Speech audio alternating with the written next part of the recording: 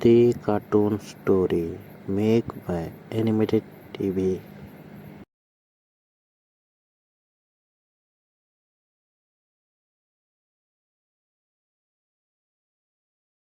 कपड़े धोने वाली बहू। शादी के पहले से ही विभा को कपड़े धोने का बड़ा शौक था। कभी नल के नीचे तो कभी तालाब के पास। अरे मेरी नीली वाली लुंगी नहीं दिख रही है। विभा की अम्मा कहाँ रखी है लुंगी? अरे वो तो विभा ने परसों ही धोकर रखी थी आपकी अलमारी में। देखो वहीं होगी।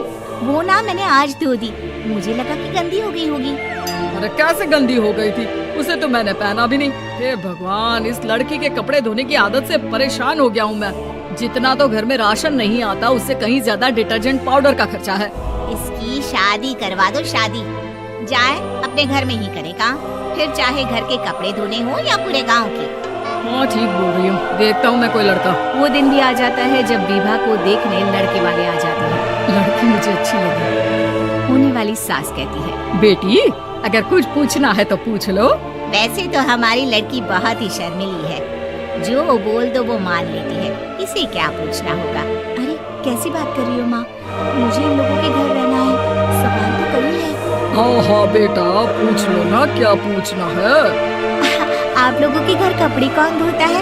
सास का मुंह बन जाता है। देखो अगर तुम ये कहना चाहती हो कि तुम्हें कपड़े धोने नहीं आते तो सुन लो, कपड़े मैं ही धोती हूँ, लेकिन तुम्हारे आ जाने के बाद मैं रुमाल तक नहीं धोऊंगी। अरे चुप रहना भाग्यवान। बहू बेचारी घर आई नहीं, उसे डराना शुरू कर दिया। वो क्या है ना बिटिया, अभी तक तो ये कल्लू की माँ ही धोती थी, लेकिन अब तुम्हारे पापा तो दहेज में वॉशिंग मशीन देंगे ही। तभी विभा की माँ बोल पड़ती है, सवाल भी पूछा तो क्या। वैसे भाई साहब, मशीन की तो फिर भी कपड़े धोने की कैपेसिटी होती है। मतलब जो बिटिया दे रहे हैं ना विभा, इसे कपड़े धोने का बहुत शौक है। ये आप लोगों के क्या आस पड़ोस गांव मोहल्ले सबके कपड़े धो दे और उफ तक ना करे। बाहर देखा नहीं आपने कितने कपड़े सूख रहे हैं? सब हमारी बिटिया ने ही तो धोए हैं। बस भी करो ना माँ, शर्म आ रही इतनी तारीफ सुनकर। और तो और एक दाग निकाल कर दिखाओ तो मान जाऊँ। हाँ अच्छा अच्छा माफ करना बेटा, मैंने गलत समझा। हमें तो रिश्ता बहुत पसंद है। और ऐसे जुड़ जाता है रिश्ता कपड़े धोने का शौक रखने वाली विभा का। उसकी शादी हो जाती है कोयला फैक्ट्री में काम करने वाले कल्लू के साथ। शादी के बाद अचानक विभा चिल्लाती हुई सास के पास आती है, सासू माँ, अरे सासू माँ कहाँ है आप? ये तो धोखा है, धोखा दिया आप लोगों ने मुझे। इसे ससुर के चक्कर के बारे में पता चल गया। अरे तो उसमें तुझे क्यों धोखा मिला है? अरे नल में पानी नहीं आता, कपड़े कैसे कब धुलेंगे? अच्छा अच्छा, तू पानी नहीं आ रहा उसकी बात कर रही है? तो आपने क्या सोचा? कुछ नहीं। अच्छा हाँ, तेरी माँ ने कहा था कि कपड़े धोने का शौक है, तुझे याद आया मुझे। शौक शौक बोलकर कपड़े धोने वाले तेरे जुनून को कब ना आके सासू माँ, कपड़ा धोना मेरा गुरूर है। तभी पति भी वहाँ आ जाता है। अभी अभी मैंने इसे सनी देओल की फिल्म दिखाई है, उसी के डायलॉग मार रही है माँ। अच्छा सुन, साफ साफ बता रही हूँ, पानी सुबह 4 से 6 और शाम को 10 से 12 आता है, समझी? विभा टाइमिंग सुनकर हैरान हो जाती है। ये क्या भूतों का मोहल्ला है? सुबह 4 बजे उठकर कौन कपड़े धोता है? 4 बजे टंकी में पानी जाता है, फिर सारा दिन धोना ना, किसने मना किया? अरे कैसी बात कर रही? 200 लीटर की टंकी में कितने कपड़े धो लूंगी मैं? सुबह ही उठ जाऊंगी मैं। अब क्या था, विभा सुबह 4 से लेकर रात के 12 बजे तक कपड़े ही धोती रहती।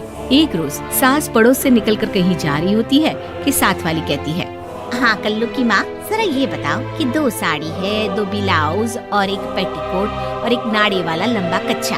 हाँ तो? अरे तो क्या कितना लोगी धुलाई, ये बताओ। धोबन दिख रहे हैं हम क्या? हमारे पति सरकारी नौकरी से अभी अभी रिटायर हुए हैं और बेटा सुपरवाइजर है कोयला फैक्ट्री में। धोबन समझ रखा है हमें? हाय रे कल्लू की अम्मा, माफ कर दो। वो तो मोहल्ले में यही सब बता रहे थे कि तुमने बहू को कपड़ा धुलवाने के काम में लगा दिया है। सास को पड़ोसन की बात सुनकर गुस्सा आ जाता है। वो घर पहुंचती है जहां घर के बाहर ही इतने सारे कपड़े सूख रहे होते हैं जितने कि किसी धोबन के घर पर। अरे ओ कल्लू की दुल्हन, बाहर निकल। आजी यहीं आ जाओ, बाथरूम में चादर धो रहे हैं हम। अरे अभी हम धोते हैं, तुमको बाहर निकलो। ये आस पड़ोस वाले बोल रहे हैं कि हम बहू से कपड़े धुलवा कर उसे कपड़ा धोने वाली बना दिए हैं। अरे छोड़ो ना माँ जी, किन लोगों की बातों में आती हो? आस पास के लोगों का तो काम ही होता है कि वो किसी तरह सास बहू को लड़ा दे। बहू सारे घर के कपड़े धोती है, ये क्या कम है? बोलिए। सास को भी लग जाता है कि वो बहू का ये सनकीपन नहीं छुड़वा सकती, इससे अच्छा है कि खुद ही चुप हो जाए। एक रोज सास और बहू मंदिर जाते हैं, जहाँ सास की साड़ी वहाँ खड़ी भीख मांगने वाली से मिलती है। माँ जी क्या बात है, आपकी साड़ी उस भिखारन से कितनी मिल रही है ना? हाँ हाँ देखो तो, दोनों की साड़ी मिल रही है। क्या बात है कल्लू की अम्मा, तुम खुद को तो अफसर की बीवी बताती हो और ऐसी सिंपल सी प्लेन साड़ी पहनकर घूमती हो। सिंपल और प्लेन नहीं है ये साड़ी। तो क्या सोने के धागे से फूल बने हैं? कुछ भी सासू माँ, कुछ भी। हाँ बने थे इस साड़ी में सोने के धागे से फूल। मेरे पति लेकर आए थे मद्रास से स्पेशली मेरे लिए 10,000 की। ताहे भाई साहब इस भिखारन के लिए भी सेम टू सेम साड़ी लेकर आए होंगे 10,000 की। सास उस वक्त कुछ नहीं कहती, लेकिन बहू के साथ घर आती है और अलमारी से एल्बम निकाल कर लाती है। ये साड़ी देख रही है, ये वही साड़ी है जिसे मैंने अभी पहना था। इस साड़ी में ये जो चमकदार फूल दिख रहे हैं ना, ये सोने के धागों से काढ़े गए हैं। लेकिन तू लोकल वॉशिंग मशीन ब्रश से घिस घिस कर सारे फूलों को निकाल कर साड़ी प्लेन कर दी। मुझे माफ कर दीजिए सासू माँ। और तो और, जब मैंने तुझे तेरी गलती के लिए कुछ नहीं कहा, लेकिन तूने तो सबके सामने मेरा मजाक ही बना दिया। क्यों? बहू को समझ में आ जाता है कि अब से उसका कपड़े धोना बंद।